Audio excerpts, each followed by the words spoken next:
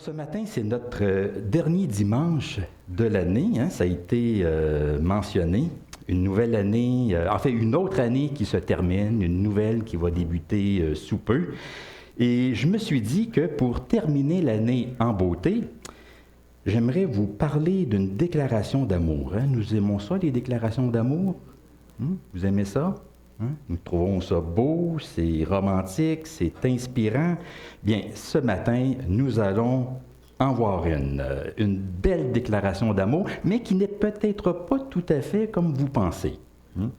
Alors, je vous invite à tourner avec moi dans le psaume 119. En fait, je m'excuse, Noël, je t'ai dit que j'étais pour prêcher sur le psaume 19. C'était mon intention en début de semaine, mais bon, mes pensées ont évolué un petit peu, alors j'ai décidé de passer au psaume 119, ce qui est quand même proche de 19. Hein? Alors, psaume 119, j'aimerais lire avec vous les versets 97 à 104. Vous savez, le psaume 119, c'est un psaume très connu, n'est-ce pas, qui est aussi le plus long de tous les psaumes. Et ce qu'il y a de particulier avec ce psaume, non seulement son thème majestueux, comme on va le voir, c'est aussi son découpage, hein, ses divisions. C'est que c'est un très long psaume, mais qui est divisé en plusieurs strophes. On y retrouve 22 strophes en tout, 22 strophes de 8 versets chacun, pour un total de 176 versets. Alors c'est sûr que, étant donné sa longueur, nous ne pourrons pas le lire au complet. Je vais ce matin me concentrer sur une seule de ces strophes, qui est la 13e. Donc, psaume 119, les versets 97 à 104. Combien j'aime ta loi! Elle est tout le jour l'objet de ma méditation. Tes commandements me rendent plus sage que mes ennemis, car je les ai toujours avec moi. Je suis plus instruit que tous mes maîtres, car tes préceptes sont l'objet de ma méditation. J'ai plus d'intelligence que les vieillards, car j'observe tes ordonnances. Je retiens mon pied loin de tout mauvais chemin, afin de garder ta parole. Je ne m'écarte pas de tes lois, car c'est toi qui m'enseignes. Que tes paroles sont douces à mon palais, plus que le miel à ma bouche. Par tes ordonnances, je deviens intelligent. Aussi, je hais toute voix de mensonge. Prions ensemble. Seigneur notre Dieu, notre Père, ce matin, nous ouvrons ta parole. Ta parole qui est source de vie et de sagesse pour nous.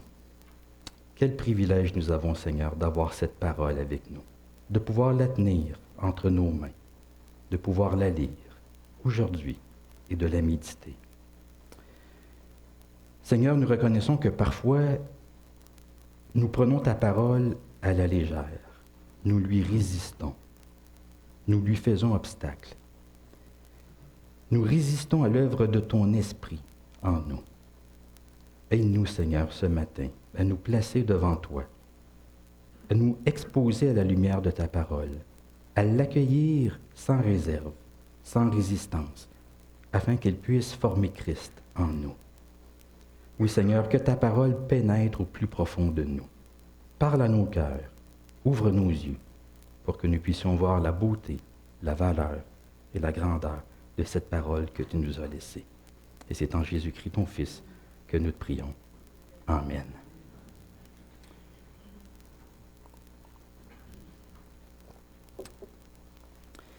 Alors, c'est vraiment un grand psaume que nous avons ici. Grand, pas juste par sa longueur, mais aussi par son contenu. Ce psaume, c'est une méditation sur la parole de Dieu, une belle, longue et profonde méditation sur la révélation de Dieu. L'auteur nous livre, nous dévoile tout l'amour qu'il a pour cette parole de Dieu. Cette parole qui est désignée de différentes façons. On voit que tout au long de ce psaume, que l'auteur utilise différents termes pour la désigner. Il est question des commandements de Dieu, de ses préceptes, de ses statuts, de ses ordonnances, de sa loi, différents termes pour désigner la même chose, la révélation de Dieu. Alors le psaume 119, c'est un éloge à la parole de Dieu, une belle, longue et profonde méditation sur les Écritures. L'auteur nous dit combien j'aime ta loi. Elle est toujours l'objet de ma méditation. Combien j'aime ta loi. Une toute petite phrase, une phrase bien simple, mais qui révèle une grande affection, un attachement profond envers la parole de Dieu. Un attachement qui, je pense, a de quoi nous interpeller aujourd'hui. L'amour pour la parole de Dieu, c'est un thème qui revient à plusieurs reprises tout au long de ce psaume. On pourrait dire que c'est un thème qui traverse tout le psaume 119, de bord en bord. Nous ne savons pas qui exactement est l'auteur de ce psaume. Est-ce que c'est le roi David? Est-ce que c'est le roi Ézéchias? C'est peut-être le scribe Esdras? On ne le sait pas. Mais ce qui est certain, c'est que l'auteur porte vraiment un regard admiratif sur la parole de Dieu. Il fait l'éloge de cette parole. Il dévoile ce que la parole de Dieu représente pour lui, combien il la garde et combien il la chérit dans son cœur.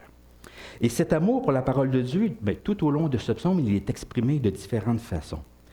Je vous lis quelques versets. Au verset 14, l'auteur écrit « Je me réjouis en suivant tes préceptes, comme si je possédais tous les trésors. » Au verset 16, « Je fais mes délices de tes statuts, je n'oublie point ta parole. » Au verset 18, « Ouvre mes yeux pour que je contemple les merveilles de ta loi. » Au verset 24, « Tes préceptes font mes délices. » Encore une fois, l'idée de délices. « Tes préceptes font mes délices, ce sont mes conseillers. » Au verset 32, « Je cours dans la voie de tes commandements. » J'aime cette expression, « Je cours dans la voie de tes commandements, car tu élargis mon cœur. » Au verset 54, « Tes statuts sont le sujet de mes cantiques. » Lorsqu'il chante, il pense à cette parole de Dieu.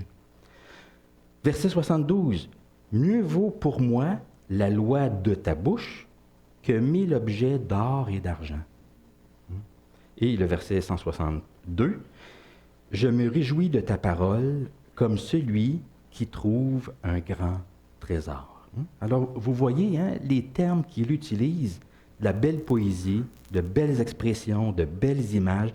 L'auteur nous décrit vraiment tout l'amour qu'il a pour la parole de Dieu, toute la beauté qu'il lui trouve, toute la valeur qu'il lui accorde, toute l'importance qu'elle a à ses yeux. Sa valeur surpasse tout le reste, tout ce qu'il y a de précieux dans le monde. Alors, combien j'aime ta loi. L'auteur utilise ici le terme « loi » pour parler de la parole de Dieu. Je ne sais pas comment vous réagissez lorsque vous entendez le mot « loi ». Je sais que pour nous, ce n'est pas un terme qui a une résonance très positive. Je dirais que c'est plutôt le contraire. Ça peut avoir une résonance plutôt négative. Parler de la parole de Dieu, ça sonne bien, mais parler de la loi de Dieu, c'est quelque chose qui nous rejoint un petit peu moins. Parce que pour nous, la loi, ça désigne souvent, ça désigne plusieurs choses. Ça peut désigner les règles. Les règlements, ce qu'il ne faut pas faire. La loi, ça peut désigner l'appareil judiciaire, le tribunal. Ça peut désigner aussi le sentiment d'obligation. Bon, c'est la loi, on n'a pas le choix. La loi, c'est la loi. L'imposition par la force. Ça peut peut-être même aussi évoquer la rigidité. La loi, c'est la loi. Le règlement, c'est le règlement. Vous savez, parfois un esprit rigide. On suit la loi. Peut-être que ça évoque aussi la peur de se faire prendre. C'est contre la loi, la peur de se faire arrêter, juger, condamner. Alors, la loi, ça peut évoquer un petit peu tout cela. Ça a une résonance, du moins une certaine résonance négative. Mais dans la Bible, ce mot a une résonance complètement différente. Parce que la loi, c'est la Torah. Et la Torah veut dire, quelqu'un en a une idée? Enseignement, instruction. Par sa parole, Hein? Dieu enseigne, Dieu instruit. Hein? Il donne ses commandements, il donne ses préceptes, il donne des ordonnances. Hein? Dieu fait connaître sa volonté, ce qu'il attend de son peuple. Hein? La loi, c'est la volonté révélée de Dieu. Ça veut dire que devant Dieu, on n'est pas dans le flou, hein? On n'est pas dans le doute. Parfois, on se demande la question, c'est quoi la volonté de Dieu? Ben, on n'a pas à jouer aux devinettes. On n'est pas dans le flou. Dieu a fait connaître ses ordonnances, ses commandements, ce qu'il attend de nous. Hein? Par exemple, on connaît ce verset dans le prophète Michée, au chapitre 6, le verset 8. Hein? On te fait connaître, ô homme, ce qui est bien et ce que l'Éternel demande de toi. Hein? Pas de devinette. Hein? On te fait connaître ce qui est bien.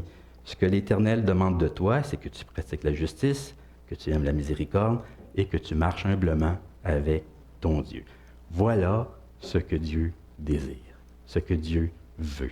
Il nous a fait connaître sa volonté, ce qu'il attend de nous. Donc, par sa parole, Dieu enseigne, Dieu instruit. Et pour nous, la parole de Dieu, on le sait, c'est l'ensemble des Écritures. Et la Bible, on peut effectivement la voir comme étant une loi. Une loi dans le sens de enseignement, une instruction. Dieu, les Écritures nous font connaître ce que Dieu a dit, ce que Dieu a fait, ce que Dieu attend de nous comme conduite. Et surtout, elles nous enseignent sur le salut par Jésus-Christ. Comment répondre à l'Évangile, à son amour, à sa grâce. Alors, dans ce sens, la loi de Dieu a une résonance très positive. Combien j'aime ta loi, c'est combien j'aime ta parole, combien j'aime ta révélation, combien j'aime ton instruction. Et pour lui, cette loi, elle est constamment dans son cœur. Elle est tout le jour l'objet de ma méditation. Ça veut dire qu'il y pense régulièrement. La parole de Dieu, elle est l'objet de ses pensées, de ses réflexions. La parole de Dieu l'habite. Autrement dit, vous savez, quand quelque chose nous habite, là, c'est dur de sortir ça de notre tête, hein? Quand quelque chose nous habite. La parole de Dieu l'habite, elle réside en lui, elle réside dans son cœur. Alors, la méditation, là, c'est beaucoup plus que la lecture biblique, c'est repasser la parole de Dieu dans notre cœur, c'est se la répéter, la ruminer en quelque sorte. Vous savez ce que c'est ruminer, hein? On rumine tous d'une façon ou d'une autre. Puis ce qu'on rumine parfois, là, c'est des idées noires. C'est pas toujours positif ce qu'on rumine. Mais la méditation, c'est ruminer quelque chose de positif, c'est ruminer la révélation de Dieu, ruminer la parole de Dieu, la repasser dans notre cœur pour qu'elle s'implante en nous, pour qu'on puisse l'intérioriser et pour qu'on puisse l'appliquer à notre vie. Et on retrouve de nombreux encouragements dans les Écritures à méditer les Écritures. En fait, j'ouvre une petite parenthèse, on a très très peu, en fait, on n'a pas vraiment d'encouragement à lire les Écritures, mais plutôt à les méditer. Pourquoi? Parce que les gens à l'époque n'avaient pas de texte biblique chez eux. Ils n'avaient pas de Bible. Les écrits, les textes bibliques, on les retrouvait dans le temple, dans la synagogue, mais les gens n'avaient pas leur Bible à la maison. Alors, ils allaient dans le temple, ils allaient à la synagogue et ils écoutaient la lecture des textes et c'était à eux de la retenir et de la méditer par la suite. D'ailleurs, vous savez, dans le livre de l'Apocalypse, il est dit « Heureux, écoutez bien, heureux celui qui lit et ceux qui écoutent. » Avez-vous remarqué le singulier et le pluriel? Heureux celui qui lit, parce qu'il y a une lecture publique, il y a un lecteur, et ceux qui écoutent. Il y a plusieurs personnes qui écoutent la lecture publique. Alors, on n'a pas vraiment d'encouragement à lire les Écritures, mais à les méditer. Aujourd'hui, on est vraiment privilégié, parce que nous avons la Bible avec nous. Nous l'avons à la maison. Oui, on la lit le dimanche matin, mais cette parole-là, on l'a aussi à la maison, et donc on peut la lire également. Alors ici, l'auteur nous dit, j'aime ta loi, elle est tout le jour l'objet de ma méditation. La méditation, c'est ce qui nous permet en quelque sorte de prolonger notre lecture ou notre écoute de la parole de Dieu. c'est ce qui nous permet, c'est ce qui permet à la parole de Dieu de nous changer, de nous transformer, même après avoir refermé notre Bible. Parce que c'est facile de dire, je lis ma Bible, je la ferme, et on peut l'oublier par la suite. On peut oublier ce qu'on a lu. Ou on peut être un auditeur oublieux aussi. On peut entendre une lecture des Écritures, s'en aller, puis oublier ce qui a été lu en public. Alors la méditation, elle prolonge la lecture ou l'écoute de la parole de Dieu. C'est ce qui permet à la parole de Dieu de pénétrer en nous, dans notre cœur, et de l'appliquer dans notre vie. Donc, combien j'aime ta loi, elle est toujours l'objet de ma méditation. C'est vraiment une belle déclaration d'amour de l'auteur envers la parole de Dieu. En fait, c'est une déclaration d'amour envers Dieu lui-même, parce qu'il s'agit de la parole de Dieu, et non pas de la parole de quelqu'un d'autre. C'est la parole qui vient de Dieu qui est importante pour lui. Après cette déclaration d'amour, bien l'auteur nous dit pourquoi il aime tant cette parole de Dieu, pourquoi il la médite constamment. Et c'est ce que nous voyons dans les versets 98 à 100. C'est que pour lui, la parole de Dieu lui procure quelque chose de précieux, quelque chose de très, très, très valorisé à cette époque-là, et peut-être même plus qu'aujourd'hui. Et je parle de la sagesse, exactement. Une notion très importante dans les Écritures. On a plusieurs écrits même qu'on appelle de la littérature de sagesse. Et la sagesse dans les Écritures vient se conjuguer à la foi. La foi, c'est important, mais il y a la sagesse aussi qui est importante. Je sais que nous, dans nos milieux, on valorise beaucoup la foi. Le juste vivra par la foi. La justification par la foi. Il faut marcher par la foi. Il faut dépendre de Dieu par la foi. La foi, c'est important. Mais les Écritures insistent beaucoup sur le fait de vivre avec sagesse. On le voit dans le livre des Proverbes. Le commencement de la sagesse, c'est la crainte, le respect de l'Éternel. Foi et sagesse. Et la sagesse dans la Bible, c'est un art de vivre. C'est une faculté qui s'apprend. C'est beaucoup plus qu'un savoir, beaucoup plus qu'une connaissance. Aujourd'hui, c'est beaucoup la connaissance qu'on valorise. Mais à l'époque biblique, oui, la connaissance, ça fait partie de la sagesse, mais la sagesse dépasse la connaissance. C'est une faculté qui consiste à appliquer correctement la parole de Dieu aux situations que nous rencontrons dans notre vie. Alors pour lui, pour l'auteur, la parole de Dieu lui procure une sagesse inégalée, une sagesse qui surpasse tout ce qu'il peut voir et trouver autour de lui. Écoutez bien ce qu'il dit dans les versets 98 à 100. « Tes commandements me rendent plus sage que mes ennemis, car je les ai toujours avec moi. Je suis plus instruit que tous mes maîtres, car tes préceptes sont l'objet de ma méditation. J'ai plus d'intelligence que les vieillards, car j'observe ta parole. » Avez-vous remarqué comment il procède ici, les comparaisons qu'il fait? À 3 reprises, il utilise l'expression « plus que ». Plus sage que, plus instruit que, plus intelligent que. Plus que quoi? Mais plus sage que mes ennemis, plus instruit que tous mes maîtres, plus intelligent que les vieillards. Plus que, plus que, plus que, plus que. Lorsqu'on lit ça, on pourrait peut-être avoir une fausse impression. On a peut-être l'impression qu'il se vante un petit peu. Mais en réalité, il n'est pas du tout dans la vantardise. Il n'est pas en train de dire qu'il est meilleur que les autres. Il n'est pas dans la vantardise, il est dans l'éloge. Il est dans l'éloge de la parole de Dieu et de ce qu'elle procure. S'il est instruit, s'il a de la sagesse, s'il a de l'intelligence, c'est parce qu'il s'expose à la parole de Dieu et c'est la parole de Dieu qui fait cet effet-là sur lui. Il y a 3 groupes de personnes qui sont mentionnés. Les adversaires ou les ennemis, les enseignants et les aînés. On ne sait pas exactement qui sont ses adversaires, ses ennemis dont l'auteur parle ici. Pour savoir un petit peu ce qui se passe, bien, il faut regarder l'ensemble du psaume, c'est-à-dire les données internes du psaume 119. Et lorsqu'on fait ça, on pense que les adversaires, les ennemis dont il est question ici, ce sont des gens importants de la haute société, des dirigeants, des dignitaires, des chefs, des ministres, des gens influents et qui malheureusement se détournaient de Dieu, de sa loi et se moquaient de la foi du psalmiste. C'est ce qui se dégage des données internes du psaume 119.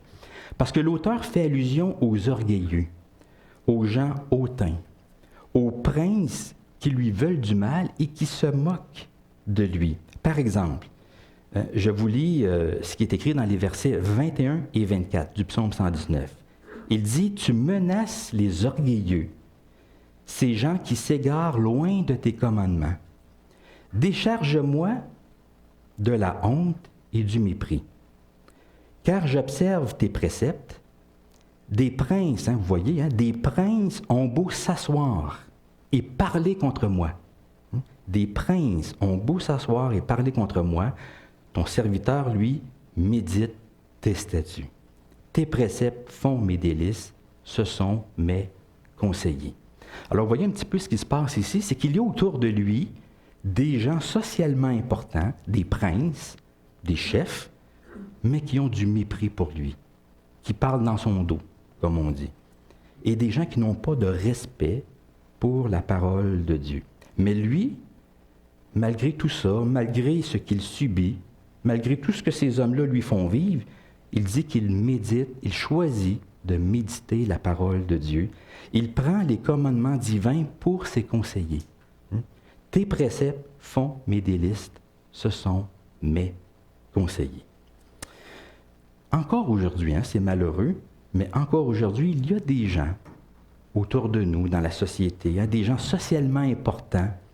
Ça peut être des chercheurs, des philosophes, des enseignants, des scientifiques, ça peut être des influenceurs, des gens qui cherchent à discréditer la parole de Dieu et à nous faire croire que la foi, c'est pour les idiots, que c'est pour les gens crédules, que c'est pour les gens stupides. Bien, le psalmiste nous dirait sans doute de changer de conseiller. De changer de conseiller, de ne pas se laisser influencer par ces gens-là. Changer de conseiller, changer d'influenceur. Il dit, tes préceptes font mes délices, ce sont mes conseillers. Alors tes commandements me rendent plus sage que mes ennemis, que mes adversaires, car je les ai toujours avec moi. Il les garde à l'intérieur de lui. Les commandements de Dieu ne sont jamais bien loin. Ils sont toujours là, quelque part dans son cœur, prêts à remonter à la surface au moment voulu. Il continue en disant « Je suis plus instruit que tous mes maîtres, car tes préceptes sont l'objet de ma méditation. » Il ne faudrait pas mal comprendre cette parole-là. Ici, l'auteur n'est pas du tout en train de déprécier toute forme d'enseignement. Il n'est pas en train de dire que nous n'avons pas besoin d'enseignants, ni dans la société, ni dans les écoles, ni dans les églises. Non, au contraire, la Bible valorise l'enseignement, et même l'enseignement humain, l'enseignement donné par des hommes et des femmes. Le psalmiste lui-même a déjà eu des maîtres, des gens qui lui ont enseigné. Néanmoins, ce qu'il faut comprendre ici, ce qu'il cherche surtout à communiquer, c'est qu'il y a des limites à la sagesse humaine, des limites à la connaissance humaine. Pour acquérir la sagesse, c'est bien d'être à l'école des autres, d'être à l'école de grands sages, mais ça ne suffit pas. Il faut aussi se mettre à l'écoute de Dieu et de sa parole. Il n'y a rien qui peut remplacer ça dans le système de l'éducation. Il n'y a rien qui peut remplacer ça. Les gens, vous le savez, les gens les plus sages, ce ne sont pas nécessairement les gens les plus diplômés. Je suis sûr que vous connaissez vous-même des gens autour de vous qui n'ont peut-être pas une grande éducation, mais qui pourtant dégagent beaucoup de sagesse. Je suis sûr que vous les connaissez, vous les honorez, vous les respectez, vous les admirez, parce que la sagesse ne dépend pas nécessairement de notre niveau de diplomation. C'est bien la connaissance, c'est bien les études, mais il est possible de faire de longues études puis de faire des mauvais choix dans la vie, de manquer de sagesse.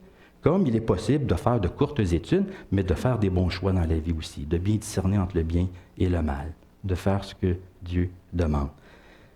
Oui, il y a dans la sagesse une certaine forme de connaissance, mais ça va au-delà de ça. C'est une faculté de discernement.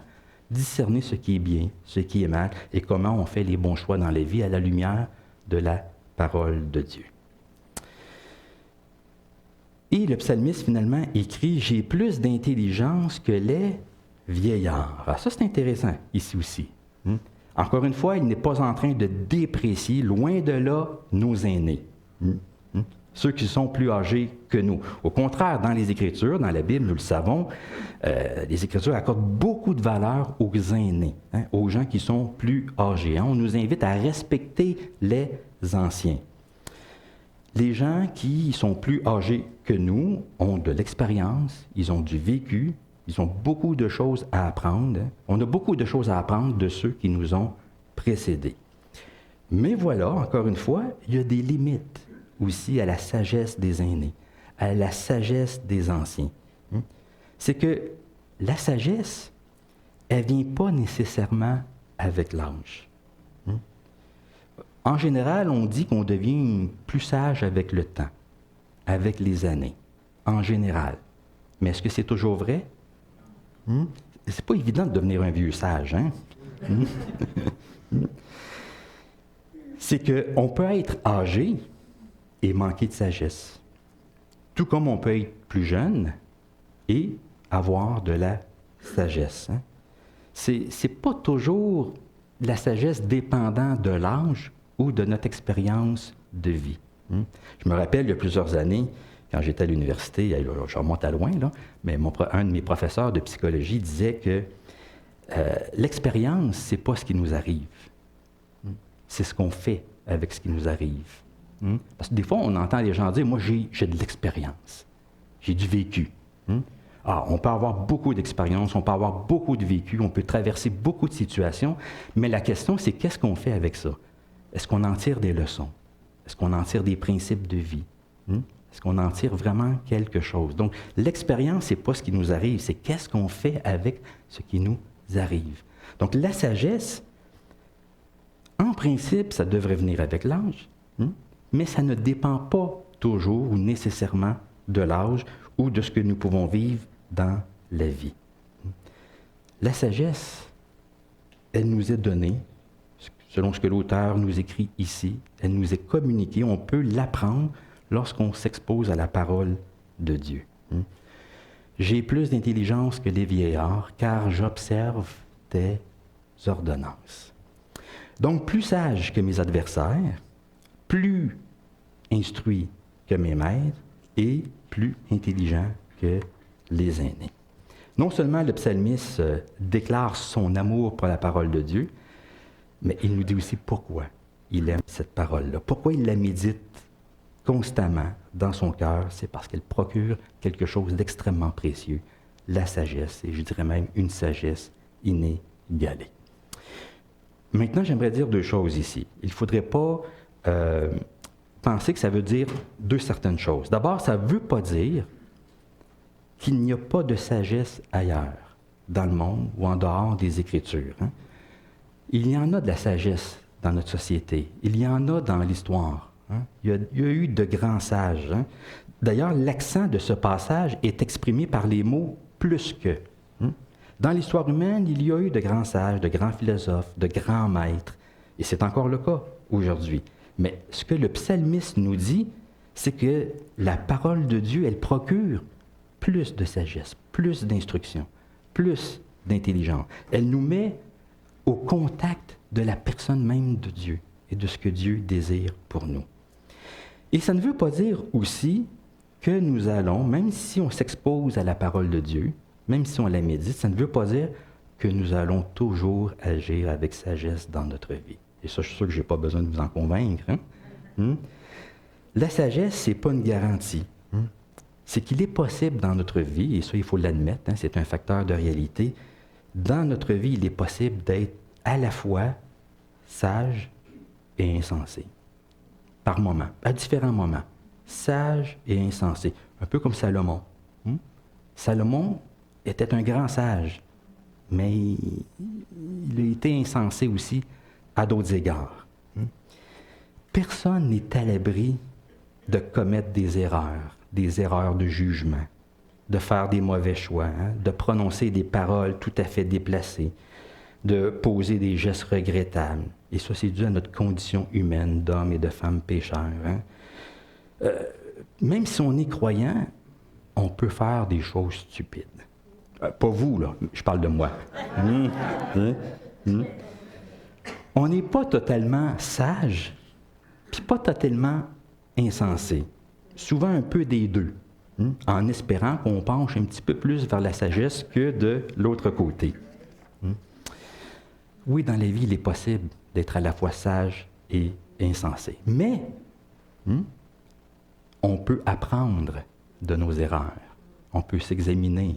On peut s'auto-évaluer, en tirer des leçons pour notre vie et faire preuve de sagesse par la suite dans notre vie. Alors, il ne faut pas nécessairement désespérer de nos erreurs, de nos fautes, de nos mauvais choix, de nos péchés, de nos moments de folie. Je vais le dire comme ça. Des fois, ça nous arrive de dire, il me semble que j'ai fait preuve de folie. Je n'ai pas fait la bonne chose. Je n'ai pas fait les bons choix. Mais il est possible d'en tirer des leçons et d'acquérir un peu plus de sagesse. Si je vous parle de cela ce matin, de cette belle déclaration d'amour, bien c'est parce que j'aimerais qu'elle puisse nous inspirer pour cette nouvelle année qui va débuter. Que cette déclaration d'amour puisse devenir la nôtre, notre déclaration d'amour envers Dieu et envers sa parole. Que nous aussi, nous puissions dire combien j'aime ta parole. Et l'amour ici, dont il est question, ce n'est pas une émotion, ce n'est pas un sentiment, c'est une appréciation, c'est une admiration, c'est une valorisation. J'aime ta parole, je l'apprécie, je l'affectionne, je la valorise, je lui accorde de l'importance. Et cet amour pour la parole de Dieu, bien, l'auteur l'exprime d'au moins 3 manières. Il la garde, il la médite et il l'observe. 3 termes différents qu'il utilise, qui veulent probablement dire la même chose, mais qui peuvent aussi indiquer une forme de progression. D'abord, il la garde, ensuite il la médite, et finalement, il l'observe. D'abord, il garde la parole de Dieu. Il dit, tes commandements me rendent plus sage que mes ennemis, je les ai toujours avec moi. Et ça, c'est le point de départ. Il les garde avec lui, dans son cœur, dans sa vie. Il les garde plutôt que de s'en éloigner, plutôt que de s'en détourner. Les commandements de Dieu sont précieux à ses yeux, ils ont de la valeur. Ensuite, il médite les Écritures. Je suis plus instruit que tous mes maîtres, car tes préceptes sont l'objet de ma méditation. Il les repasse dans son cœur, il les rumine. Martin Luther, le réformateur, disait que la meilleure manière de méditer les Écritures, c'est de choisir un verset et de le secouer comme on pourrait le faire pour un arbre fruitier. Vous savez, parfois, non, on se met à secouer. Il dit, si vous continuez de secouer un verset, tôt ou tard, le fruit tombera sur vos genoux. Et Luther dit aussi que si le fruit ne tombe pas, passez à un autre verset. Et éventuellement, vous allez trouver un verset où le fruit va tomber en abondance. On peut le secouer. C'est ça, on médite, on réfléchit sur le sens d'un verset, on cherche à en discerner toutes les perles qu'il peut contenir. Ou si j'utilise une autre image, c'est comme savourer un repas. Je ne sais pas si vous êtes comme moi, mais moi, j'ai tendance à manger un peu trop vite. Êtes-vous comme moi un petit peu? Parfois, je suis devant un bon repas et je me dis, là, je vais prendre mon temps. Je vais savourer chacune de mes bouchées. Mais là, le naturel revient au galop, puis j'ai tendance à manger un peu trop vite. Mais c'est bon de s'arrêter, de prendre le temps de savourer un bon repas. Alors, c'est une autre image pour exprimer ce que c'est que la méditation. On peut secouer un verset, on peut savourer un bon repas, des images pour exprimer le fait de réfléchir à la parole de Dieu dans nos vies. Et finalement, bien, il l'observe. J'ai plus d'intelligence que les vieillards, car j'observe tes commandements. Donc, il cherche à l'appliquer, à la mettre en pratique dans tous les domaines de sa vie. Et ça, c'est probablement la résultante de sa méditation. Parce que la méditation, c'est ce qui nous permet de ne pas oublier la parole de Dieu, c'est ce qui permet d'intérioriser la parole de Dieu, mais c'est ce qui nous permet aussi de l'appliquer à notre vie. Parce que appliquer la parole de Dieu à notre vie, ça demande une réflexion. Et une réflexion que chacun doit faire par lui-même et pour lui-même. Vous savez, lorsque vous allez sortir d'ici, on a lu un texte biblique, vous avez entendu une prédication, mais nous, les enseignants, nous, les pasteurs, on ne sait pas exactement à quoi l'application de tout ça peut ressembler dans votre propre vie, au sein de vos relations, au sein de votre emploi, là où vous êtes. Vous partez d'ici, vous gardez dans votre cœur ce que vous avez lu, vous méditez là-dessus, vous faites une réflexion par vous-même, pour voir comment la parole de Dieu pourrait prendre forme dans votre vie et dans les différents domaines de votre vie. Alors voilà comment, pour l'auteur, son amour de la parole de Dieu s'exprime. Il la garde, il la médite et il l'observe. Alors pour la nouvelle année qui va débuter bientôt, bien j'aimerais qu'on puisse se laisser juste inspirer par ces belles paroles du psaume 119, qui est une belle, longue et profonde méditation sur la beauté, la valeur et l'importance de la parole de Dieu. Gardons la parole de Dieu, méditons la parole de Dieu, observons la parole de Dieu. Tout comme le psalmiste, nous aussi, nous pouvons dire combien j'aime ta parole. Tes commandements, je les ai toujours avec moi, je les médite et je les observe. Alors que ce soit notre résolution pour la nouvelle année. Amen.